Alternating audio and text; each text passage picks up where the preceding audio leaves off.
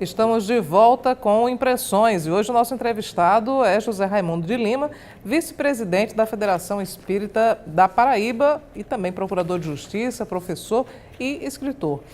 A respeito das capacidades mediúnicas, elas são variadas, né? Qual é a sua? Bom, quando eu iniciei a atividade mediúnica, eu iniciei com a psicofonia, o que é mais conhecido como incorporação. Mas, na verdade, é uma psicofonia. O espírito nos dá a ideia pelo psiquismo. E nós transmitimos pela voz. Psicofonia, né? E, com o tempo, eu desenvolvi a psicografia. A psicografia semimecânica. Que é transmitida a ideia e o espírito transmite a ideia e você coloca no papel o teor da comunicação. E como cheguei a presidente da federação muito cedo, eu passei a desenvolver a intuição no processo do intercâmbio espiritual, numa linguagem mais comum, de doutrinação.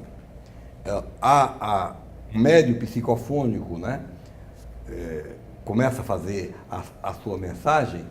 Quando ele é esclarecido, nós ouvimos, agradecemos a sua mensagem e caminhamos.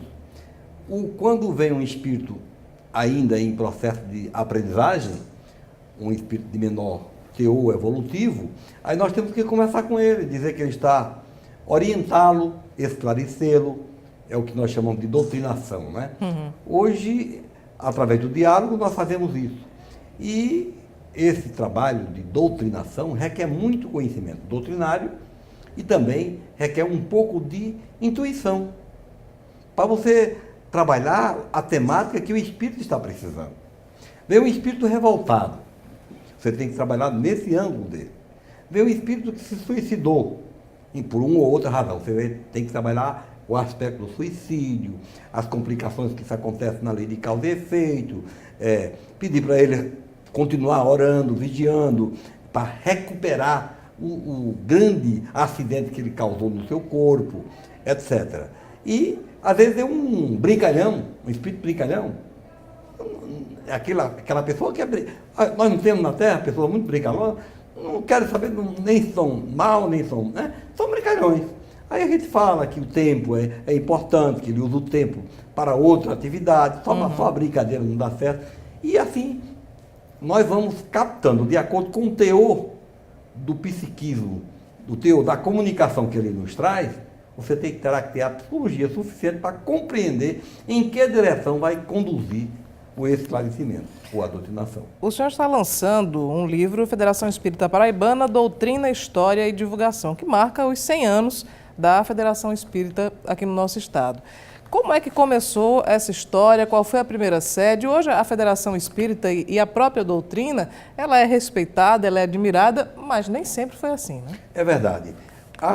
O Espiritismo, como você sabe, foi codificado na França, em 18 de abril de 1857, por um sábio francês, poliglota, autor de livros, de várias matérias, inclusive autor da reforma da educação francesa, aprovada em 1870, lá em Paris.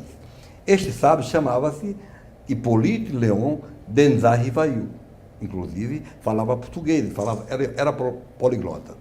Muito bem, 57 foi lançado. Aqui no Brasil, o Espiritismo chegou muito rápido. Chegou em 1865, em Salvador, com o professor Luiz Olímpio Teles de Menezes. Ele chegou, inclusive, a se comunicar com Kardec. Mandou cartas e Kardec, o codificador, né, Allan Kardec, depois denominado Allan Kardec, ele chegou a registrar essas cartas de Luiz Olímpio em sua revista espírita. Estão registradas pelo próprio Kardec. Então, de 65, ele criou o primeiro centro espírita no Brasil, Luiz Olímpio, em Salvador. Em 69, já criou um jornal, o Eco de Além-Túmulo. 1869 para 83, quando foi criada a Federação Espírita Brasileira, faltava pouco tempo, 69, 14 anos. Então, de Salvador para o Rio de Janeiro, as comunicações eram muito maiores naquela época. Sim. Conclusão, foi criada a Federação Espírita Brasileira, lá no início da década de 80 do século XIX. E, por felicidade nossa, na Paraíba, já em 1900, resumindo, um paraibano, nascido aqui em Cabedelo, chamado Leopoldo Firme, foi eleito presidente, vice-presidente da federação e assumiu em lugar de Bezerra de Menezes. Então, de 1900 a 1914, um paraibano presidiu a federação no Rio de Janeiro. E nesse ínterim, aqui que já chegavam as informações, foi muito fácil chegar aqui, em 1916, pessoas de fora, por exemplo, um italiano, Félix de Belli, um amazonense, Manuel Alves de Oliveira, se juntaram aos que aqui existiam e criaram a Federação Espírita Paraibana. Interessante é que a federação foi criada em 1916, já com o nome de federação. Ora, federar significa reunir todos os centros espíritas. E naquela época só tinha um. Só tinha um. Já criou com a ideia de federação. Em 1916 foi criada primeiro a federação e funcionou aqui na Rua 13 de Maio, 457. Agora, nessa época, início do século passado, existia preconceito em relação... Muito preconceito, muito preconceito. Mas esse pessoal era um vanguardeiro, eram pessoas destinadas, né, que ultrapassaram todos os limites dos preconceitos. Mas como é que era esse preconceito? Associava-se a doutrina espírita a práticas malignas? Associavam, por exemplo, não sabe a morte da jovem Joana d'Arc? Sim. Ela via espírito. Ela foi morta por quê? Porque ela via espírito. Ela salvou a França na guerra porque ela via a forma como deveria conduzir o exército. E foi considerada uma bruxa. Uma bruxa. Então, essa ideia de bruxa, que começou praticamente com Joana d'Arc, ela chegou aqui. E a Inquisição estava presente aqui no início ainda do século. O senhor tem essa capacidade de visualizar também espíritos? Eu não vejo, eu sinto. Eu identifico pela intuição, identifico pela psicofonia, pela psicografia, e sou capaz, muitas vezes, de até descrever, sem estar vendo do ponto de vista visual, certo, que é a mediunidade de evidência. O senhor tem a percepção. Eu tenho uma percepção, vamos dizer assim, extrasensorial, que dá a condição de identificar quem está aqui, quem não está, alguma coisa assim. Certo. Agora, há aquele que ouve a voz, aquele que vê a pessoa como vida tivesse, né? E aquele que tem a capacidade, inclusive, de verificar momentos em que ele está aqui, mas está fora, e ele vê o trânsito do perispírito da pessoa para outro lugar, que é o médio de clarividência, né? Ele tem maior capacidade, né? Mas voltando à questão do início da fundação da Federação Espírita, o senhor falava sobre a questão do preconceito. Criou-se e foi realizada a primeira reunião na residência de Manuel Alves de Oliveira. Ali foi instalada a federação.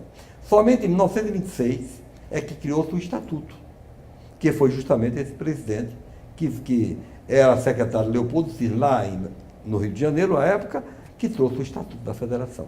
O preconceito continuava, mas o maior preconceito que eu tenho que registrar para os telespectadores é que, em 1923, veio um engenheiro militar chamado Manuel Viana de Carvalho, à Paraíba, a convite do Exército, para construir algumas pontes aqui na periferia de João Pessoa, a fim de que os exércitos transportassem os seus tanques, essas coisas. E esse cidadão era espírita, um dos grandes... Aliás, é o nome de um centro espírita aqui em João Pessoa. E Viana veio fazer a palestra na Rua 13 de Maio. Os circunstantes acharam que lá na federação não ia dar para atender a todas as pessoas que iam por curiosidade, trouxeram-no aqui para o Ponto de 100 Réis. Foi uma das maiores palestras na época.